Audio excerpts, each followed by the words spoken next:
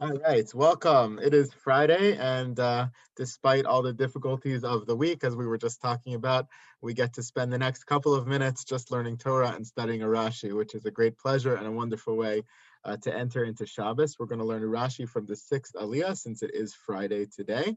In the fifth Aliyah, we round out the conversation between Moshe and HaKadosh Baruch Hu at the sneh, the burning bush, which we talked about yesterday. And Hashem gives him all the signs, and he gives him his name, and he gives him all the instructions about what to say and how to say it when he finally gets to Egypt in order to redeem the Jewish people. In the sixth Aliyah, Moshe returns from Har Chorev to his house, to his father-in-law's house, to Yisro's house, and he sojourns there for some time. We don't know exactly how long it is, but he gets permission from both Yisro and eventually from HaKadosh Baruch Hu to go to Mitzrayim and actually fulfill his mission. Vayelech Moshe vayashav al Yasar Chosno. He goes back to Yisro's house. Vayomer lo Elchana vashuv alachai asher b'Mitzrayim. Please, he asks in a very polite way, very deferential way to his father-in-law to let him go to Mitzrayim to do his mission. Ve'ereho dam chayim. I'll see over there in Egypt if my brethren, if my nation, if my family is still living. Vayomer Yisro l'Moshe lech l'shalom. He says lech l'shalom, a bracha which becomes very important for us and a code word for the way that we bless people as they go on their journey. Lech l'shalom. So Yisro gives his permission. Then Hashem, sometime later, also gives a permission, saying the danger had died down. Those who were wanting to kill Moshe Rabbeinu had long gone, or their anger had abated, and therefore Lech Shuv Mitzrayim, go back to Egypt. And he takes his wife, and they go. And of course, we have the whole incident that comes later in terms of the bris milah. But on his way, Hashem gives him further instruction again as to what to tell Paro. If you remember, most of the instructions in the previous aliyah were what to tell the Zakanim and later the nation. Only now in our aliyah, as the time gets closer for his arrival, he gives him specific instructions as to what to tell Paro, who might just well be the first person he encounters, and certainly an important person that he's going to encounter along this mission. V'amar tel Paro, ko amar Hashem b'ni bechori Israel. Number one thing you have to say to Paro is that in God's name is B'ni Bechor Israel. The Jewish people are my Bechor. They are of great importance to me. They are my firstborn. I care about them. I love them. I will do anything to save them and to get them out of here. That's number one. Get that out of the way. Then, Va'omar, Elecha, and I'm going to say to you again in the name of Hashem, Shalachat B'ni. They are not only important to me as my B'ni, as my Bechor, but I want you to send them away. Shalachas B'ni, V'yavdeni. And they will come to serve me. And if you refuse to let them go, as I, in the name of HaKadosh Baruch Hu, I'm asking you, then I will kill your firstborn. They are my firstborn. You should let them go. If you don't let my firstborn go, you will receive a punishment, midah keneged midah, against your firstborn.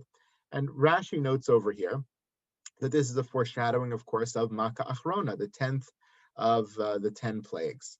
Uba Hisraut Chila, and before he ever gets in the door of Egypt, before the process even begins, Hashem instructed Moshe to warn Paro about this final plague, which would come at the very end of the process, before they actually leave Egypt, because this was the most severe punishment of all. This was the most severe plague of all, the most severe repercussion of his refusal to let the Jewish people go. So as you get in the door, already warn him about the severity of what is to come and pick the most severe thing as the example through which to warn him.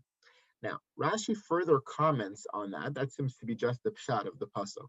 But he goes further, and he makes an interesting point, which I think is important for us to remember in terms of our relationship with Hashem as well.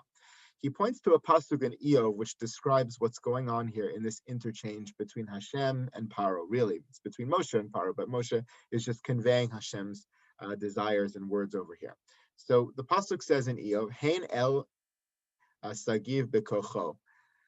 We know that God is very elevated, very grand in his strength. Lefikach, therefore, says the same pasuk in Eov, mi kamohu mora. There's no one like him who gives instruction.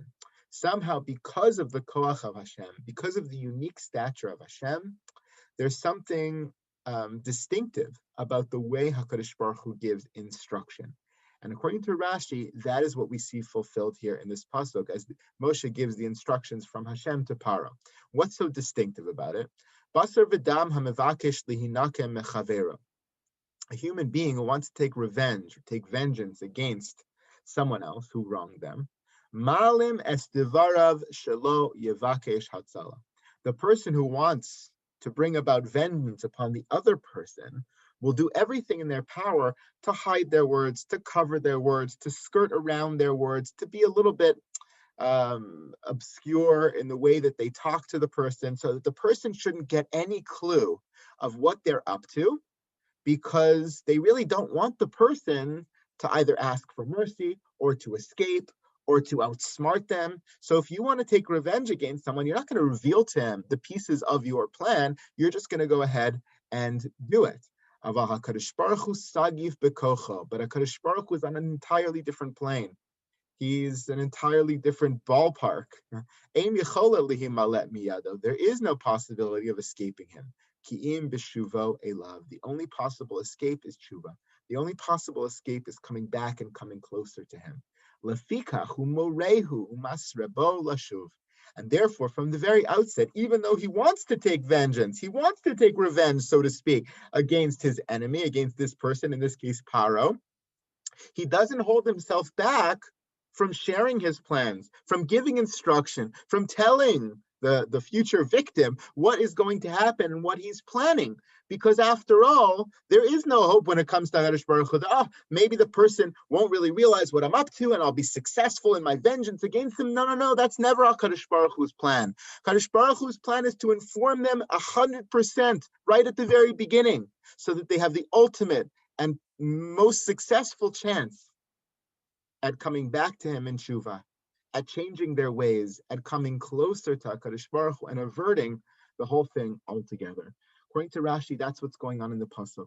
The first instruction of Moshe, when you get to Egypt, you got to look up Paro. You may not want to, you may not think it's the most important part, but I want you to go straight to Paro. I want you to warn him about the worst that is going to come in the vengeance that I will bring upon him, because maybe he will change his mind. He will come back. He will do some form of tshuva. You will come closer to me and closer to you, and we can avert this whole thing altogether. Ultimately, that's always HaKadosh Baruch Hu's desire. While it's an interesting take on this particular story in Pasuk, and of course it's complicated by God hardening his heart, and what exactly does that mean? And is there free will? And did God really want him to do tshuva if he was hardening his heart? It's a whole complicated discussion. Simply put, one could say that at the beginning, Hashem really did want him to do tshuva. When he refuses, then HaKadosh Baruch Hu helps him go in the direction that he already wants to go. That's the simplest explanation. But I want to zoom out in the last minute that we have away from this particular story and just focus in on the lesson which Rashi is teaching us over here. And that is about the mercy of HaKadosh Baruch Hu, that we have to believe in some way that Hashem is psucha yado. His arms are always open. His arms are always waiting with ultimate compassion. HaKadosh Baruch Hu really wants the best for us. He really wants us to come closer to him. He wants us to better our ways, better our relationships, and ultimately become the most successful people that we can be. It's hard enough to believe that Kadosh Baruch Hu thinks that way, so to speak, or believes that. We got to do that. But it's even harder for us to believe that in ourselves, to believe that we are capable, to believe that we are capable of change, that we believe that we are capable of betterment. But it's something very important to work on. Even if we only become moderately successful at that endeavor, I think it can help us tremendously along the way, believing that we are capable beings, that we do wrong, but we have opportunities to fix that, to fix our mistakes, and to do better the next time. And HaKadosh Baruch Hu is there waiting to see it happen and helping us along the way. It can be a very empowering thought. Wish you all a Shabbat Shalom and a wonderful, peaceful, restful weekend ahead. Thank you so much. Shalom. Thank you, Rabbi.